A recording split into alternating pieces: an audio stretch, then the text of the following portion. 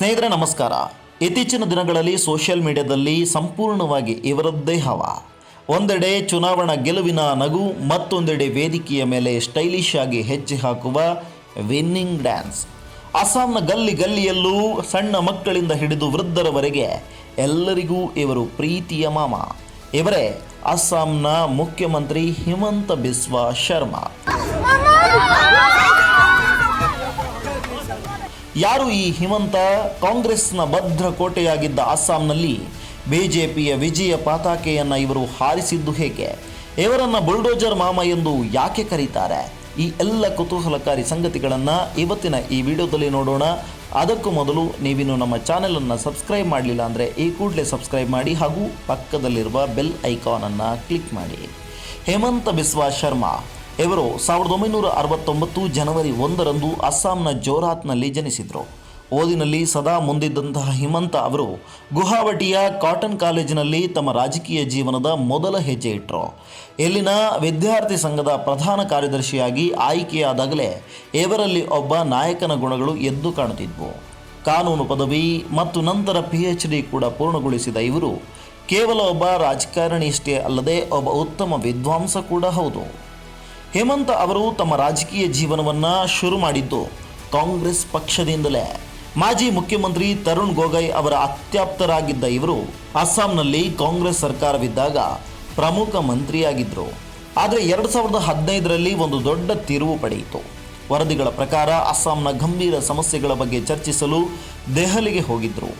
ಅಲ್ಲಿನ ಹೈಕಮಾಂಡ್ ಇವರ ಮಾತಿಗೆ ಬೆಲೆಯನ್ನೇ ಕೊಡದೆ ತಮ್ಮ ನಾಯಿಗೆ ಬಿಸ್ಕತ್ ಹಾಕೋದ್ರಲ್ಲಿ ಬ್ಯುಸಿಯಾಗಿತ್ತಂತೆ. ಅದೇ ಕ್ಷಣದಲ್ಲಿ ಸ್ವಾಭಿಮಾನಿ ಹಿಮಂತ ಕಾಂಗ್ರೆಸ್ಸನ್ನು ತೊರೆಯೋದಕ್ಕೆ ನಿರ್ಧರಿಸಿದರು.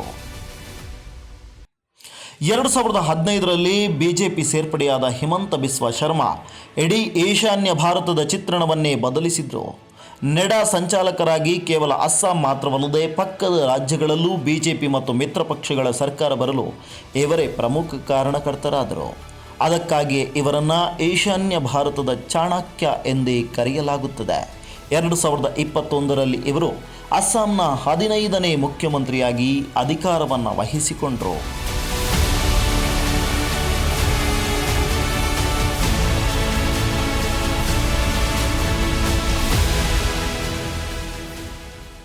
ಇವರನ್ನು ಜನ ಬುಲ್ಡೋಜರ್ ಮಾಮ ಎನ್ನುತ್ತಾರೆ.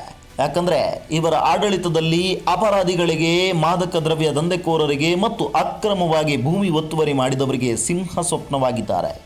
ಅಕ್ರಮ ಒತ್ತುವರಿಗಳನ್ನು ತೆರವುಗೊಳಿಸಲು ಯಾವುದೇ ಕಾರಣಕ್ಕೂ ಹಿಂದೆ ಮುಂದೆ ನೋಡದ ಇವರು ಸಮಾಜ ಸುಧಾರಣೆಗಾಗಿ ಹಲವು ಕಠಿಣ ಕ್ರಮಗಳನ್ನು ಕೈಗೊಂಡಿದ್ದಾರೆ. ಝೀರೋ ಟಾಲರೆನ್ಸ್ ನೀತಿಯಿಂದಲೇ ಇವರಿಗೆ ಈ ಹೆಸರು ಬಂದಿದೆ. ಒಬ್ಬ ಕಟ್ಟುನಿಟ್ಟಿನ ಆಡಳಿತಗಾರನಾಗಿದ್ದರೂ ಕೂಡ ಹಿಮಂತ ಬಿಸ್ವಾ ಶರ್ಮಾ ಅವರು ಜನರ ನಡುವೆ ಒಬ್ಬರಾಗಿ ಬೆರೀತಾರೆ. ಇತ್ತೀಚೆಗೆ ನಡೆದ ಚುನಾವಣಾ ರ್ಯಾಲಿಗಳಲ್ಲಿ ಅವರು ಹಾಕಿದ ಸ್ಟೆಪ್ಸ್ಗಳು ಸೋಷಿಯಲ್ ಮೀಡಿಯಾಗಳಲ್ಲಿ ಮಿಲಿಯನ್ ಗಟ್ಟಲೆ ವೀಕ್ಷಣೆ ಪಡೆದಿದೆ.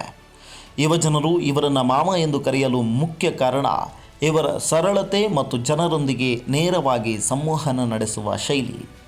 ಗೊತ್ತಾಯ್ತಲ್ಲ ಹಿಮಂತ ಬಿಸ್ವಾ ಶರ್ಮಾ ಎಷ್ಟು ಸರಳರು ಅನ್ನೋದು. ಒಬ್ಬ ಸಾಮಾನ್ಯ ವಿದ್ಯಾರ್ಥಿ ನಾಯಕನಾಗಿ ಆರಂಭವಾಗಿ ಇಂದು ಇಡೀ ಭಾರತ ರಾಜಕಾರಣದ ಗಮನ ತನ್ನತ್ತ ಸೆಳೆಯುವಂತೆ ಮಾಡಿರುವಂತಹ ಹಿಮಂತ ಬಿಸ್ವಾ ಶರ್ಮಾ ಅವರ ಜರ್ನಿ ನಿಜಕ್ಕೂ ಅದ್ಭುತ. ಕಠಿಣ ನಿರ್ಧಾರಗಳು, ಅಭಿವೃದ್ಧಿಯ ಹಾದಿ ಮತ್ತು ಜನರೊಂದಿಗೆ ಬೆರೆಯುವ ರೀತಿ ಇವರನ್ನು ಒಬ್ಬ ವಿಭಿನ್ನ ನಾಯಕನನ್ನಾಗಿ ಮಾಡಿದೆ. ನಿಮಗೂ ಅಸ್ಸಾಂನ ಈ ಮಾಮ ಅವರ ಕಾರ್ಯವೈಖರಿ ಇಷ್ಟವಾಯಿತಾ? ನಿಮ್ಮ ಅಭಿಪ್ರಾಯವನ್ನು ಕಮೆಂಟ್ ಮಾಡಿ ತಿಳಿಸಿ. ವಿಡಿಯೋ ಇಷ್ಟ ಆಗಿದ್ದರೆ ಲೈಕ್ ಮಾಡಿ ಮತ್ತು ಇಂತಹ ಇನ್ನಷ್ಟು ಆಸಕ್ತಿದಾಯಕ ಕಥೆಗಳಿಗಾಗಿ ನಮ್ಮ ಚಾನೆಲನ್ನು ಸಬ್ಸ್ಕ್ರೈಬ್ ಮಾಡಿ. Thank you.